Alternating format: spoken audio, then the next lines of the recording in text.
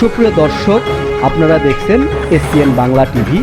দেখুন ও সাবস্ক্রাইব করুন SPN Bangla TV, দেশ ও মানুষের কথা বলে। কথা হয়নি, একটু অনুষ্ঠান হয়েছে মাত্র, সরকারের পক্ষ থেকে একটু কথা বলা হয়েছে, কিন্তু আন্তরিকভাবে বিশ্ব পরিবেশের যে চিন্তা ভাবনাটা এটা কিন্তু বাংলাদেশে এখনো সেভাবে উপস্থাপিত হচ্ছে না।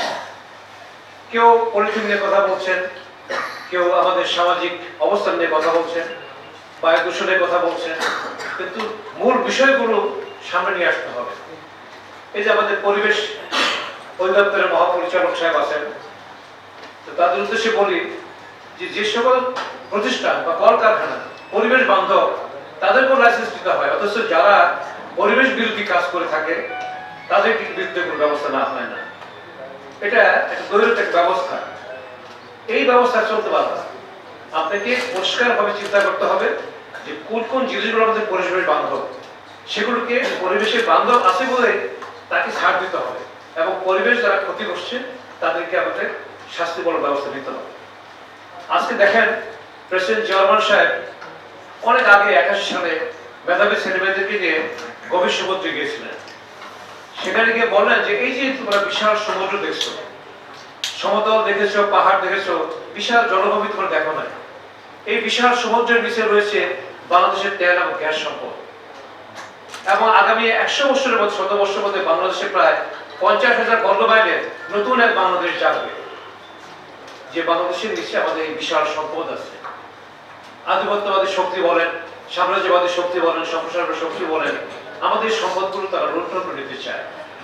সে সময় দক্ষিণ তালপট্টিতে ভারতের পতাকা উঠছিল, তো উনি উদ্দেশ্য করে বলেছিলেন ওই যে দক্ষিণ তালপট্টি, ওটা ভারতের পতাকা উঠছে, ওটা আমাদের দেশ, আর যত দূর চোখ যায় ওটা বাংলাদেশ।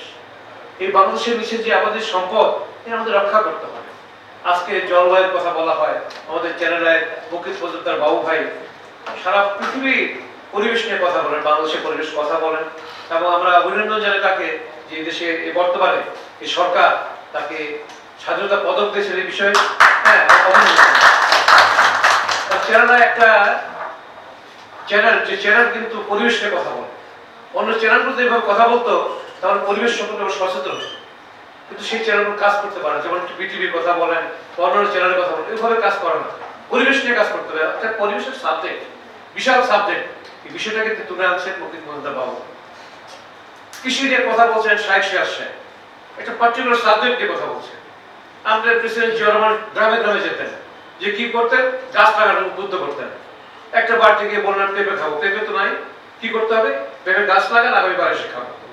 মানুষকে উদ্বুদ্ধ করতেন যে রেলের পাশে পাশে ফলের গাছ লাগান, বৃক্ষ গাছ লাগান, বিভিন্ন গাছ লাগান, খালি গাছ কাটবেন তো হবে না, পরিবেশ নষ্ট হয়ে যাচ্ছে, এই জন্য গাছ লাগান কথা বলছে।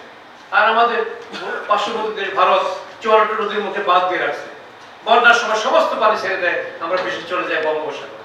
আমাদের সম্পদ, আমরা কি হয়, আমরা একটা তলাবিহীন ঝুড়িতে পরিণত হয়েছিলাম দেশ, আমরা দুর্দশার দেশে পরিণত হয়েছিল। প্রেসিডেন্ট জিয়া রহমান বললেন যে বন্যার সময় যে পানিটা ছেড়ে দেওয়া হয়, এই পানিটাকে আমরা সংরক্ষণ করবো। সংরক্ষণ কিভাবে রিজার্ভ করবো, এই কারণে যে আমরা নদী খনন করবো, খাল খনন করবো, নদী পুনঃখনন এবং খাল খননের মধ্য দিয়ে এই পানিগুলো রিজার্ভ করে শীত মৌসুমে আমরা আবাদ করবো। এবং আশ্চর্যের ব্যাপার হলো, আপনারা জানেন অনেকে যে সেই সময় জিয়া রহমানের সাহেবের সময় বাংলাদেশের 1 ফসলের জমি 3 ফসল আবাদ করা হয়েছে, এবং সেই সময় ধান রপ্তানি করা হয়েছে, চাউল রপ্তানি করা হয়েছে। অর্থাৎ টার্গেট থাকতে হবে। আজকে পরিবেশের ব্যাপারে আমরা কথা বলি, কিন্তু আমাদের টার্গেট নাই, আমরা কাজ করতে চাই না, বড় বড় সেমিনার মধ্যে আমরা কথা বলেই যাচ্ছি, কিন্তু আমাদের বাস্তব অবস্থায় কাজ করতে হবে। যে কথা আমাদের এসপি সাহেব বলছেন যে বায়ু দূষণ একটা বিষয়, বায়ু দূষণের বিষয়ে আপনি কি কাজ করবেন, পার্টিকুলার কাজগুলো আমাদের করে দিতে হবে। এই গণমাধ্যমের ভূমিকায়, এই গণমাধ্যমের ভূমিকার মাধ্যমে কাজগুলো করতে হবে। আজকে জলবায়ুর যে অবস্থা, আমরা এই যে সমুদ্র সীমানা বসবাস করি, আমাদের একটা বিশাল সমুদ্র, এই জলভূমিতে আমরা যে বদ্বীপে বসবাস করি, এখানে ঘূর্ণিঝড় হয়, সিডর হয়, জলোচ্ছ্বাস হয়, প্রাকৃতিক দুর্যোগ আসে, আমরা কিন্তু শেষ হয়ে যাই, আবার বসে দাঁড়াই, সাহস করে যাবে। কিন্তু এই প্রাকৃতিক দুর্যোগের বিরুদ্ধে কিভাবে আর মোকাবেলা করবো, এই জিনিসগুলো আমাদেরকে সাইন্টিফিক করতে হবে। আমাদের ওই সময় কিন্তু এলাকার লোকগুলো প্রতিরোধ করে, কিন্তু আমাদের এগুলো করতে হবে। আজকে সামনে দেখেন পৃথিবী কিন্তু সমুদ্রের উচ্চতা বেড়ে যাচ্ছে, সমুদ্রের উচ্চতা বেড়ে গেলে কি হবে, বাংলাদেশের একটা বিরাট অংশ কিন্তু ডুবে যাবে। তা আমরা কোথায় যেতে হবে, আমাদের চিন্তাগুলো মাথায় রেখে আমাদের পরিবেশকে সুন্দর করতে হবে। আজকে গাছ লাগানোর কথা যে আমাদের প্রাইম মিনিস্টার তারেক রহমান সাহেব বলছেন, এই গাছ লাগানোর বিষয়গুলো সামনেই আসতে হবে। একটা গাছ কাটলে 5টা গাছ লাগানো, তাহলে পরিবেশ হলো। আমরা পলিথিন ফেলে দিই রাস্তায়, এই জমাট বেঁধে যায়, বন্ধ হয়ে যায় সব কিছু। এই যে কথা স্পেশাল বলছেন যে এরকম ধ্বংস হয় নাই, এর ভিতরে একটা রিয়াকশন তৈরি হয়, এটা অনেক কিছু বিক্রিয়া তৈরি হচ্ছে। এই তৈরি জিনিসটা সুযোগ করে দিচ্ছে আমরা, এই যে ওয়েস্টেজ জিনিসগুলো ফেলে দিচ্ছি আমরা। অথচ সারা পৃথিবীতে এখন রিসাইক্লিং সিস্টেম চলছে।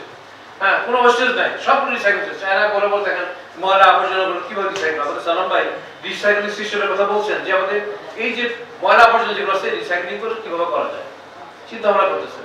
আমার মনে হয় আমরা যারা এখানে আছি, আমাদের সাংস্কৃতিক কর্মী বলেন, রাজনৈতিক কর্মী বলেন, আমরা আমাদের সামাজিক কর্মী বলেন, আর উন্নয়ন সহকারী হিসেবে যারা আছেন বা প্রশাসনে যারা আছেন, সবাই মিলে যার যার অবস্থান থেকে যদি আমরা আমাদের কিছুটা কাজ করি, কিছুটা পরিবেশের চিন্তা করি, আমাদের সন্তানদেরকে, আমাদের পরিবেশকে, আমাদের পরিবারকে, আমাদের সামাজিক অবস্থানকে তৈরি করতে পারি, তাহলে দেখবেন যে সুন্দর একটা পরিবেশ আমরা পাবো। বিশ্ব পরিবেশ দিবসে আজকে আমাদের যে ধন্যবাদ ছিল, এর জন্য কাটিয়ে উঠে আমরা আগামী দিনে সত্যির অর্থে যে তারেক রহমান সাহেব বলছেন কত কোটি গাছ লাগাতে হবে, গাছ লাগাই আসে, চলেন না লাগাই। সালাম ভাই তো শুরু করে দিচ্ছেন, আমাদের সালাম ভাই কিন্তু গাছ লাগানো শুরু করে দিচ্ছেন থাকতে। আমরা গ্রামে গঞ্জে যাই, যেখানে যাই আমরা গাছ লাগাই একটু। হ্যাঁ, আমি 3 বছর আগে যে গাছ লাগাইছি, ফল খাচ্ছি, আপনি লাগাবেন, ফল খাবেন, সবাই খাবেন।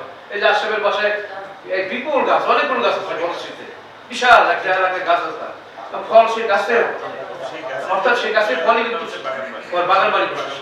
অর্থাৎ এই একটা মানসিকতা তৈরি করতে হবে আমাদেরকে।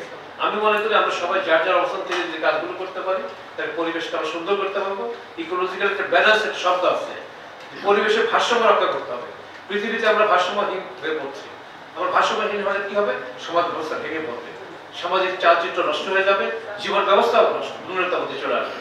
এই জন্য ইকোলজিক্যাল ব্যালেন্সের জন্য আমাদের এই পরিবেশকে সুন্দর রাখতে হবে, এবং পরিবেশকে সুন্দর রাখার জন্য যারা শিক্ষিত, আমরা যারা আছি শিক্ষিত সমাজ, যারা আমরা নিজেকে ভাবি শিক্ষিত ভাবি, বিশ্ববিদ্যালয়ের শিক্ষক বলেন, সাংবাদিক, সাহিত্যিক, বুদ্ধিজীবী বলেন, তাদের বিরাট দায়িত্ব আছে। আর গণমাধ্যমের দায়িত্ব বললামই তো, যে গণমাধ্যম বিশাল দায়িত্ব মানুষকে শেখানোর জন্য। এই জিনিস শেখা আজকে মকির পর্যন্ত বাবুর প্রোগ্রাম দেখলে চিন্তা করি যে পরিবেশে কি কথা বলবো, নতুন কি কথা বলবো।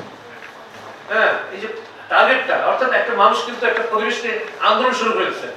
এইভাবে আমরা যদি প্রত্যেকটা জায়গা থেকে আমরা আন্দোলন করতে পারি, তাহলে দেখবেন যে আমরা সফল হবো ইনশাআল্লাহ। ধন্যবাদ।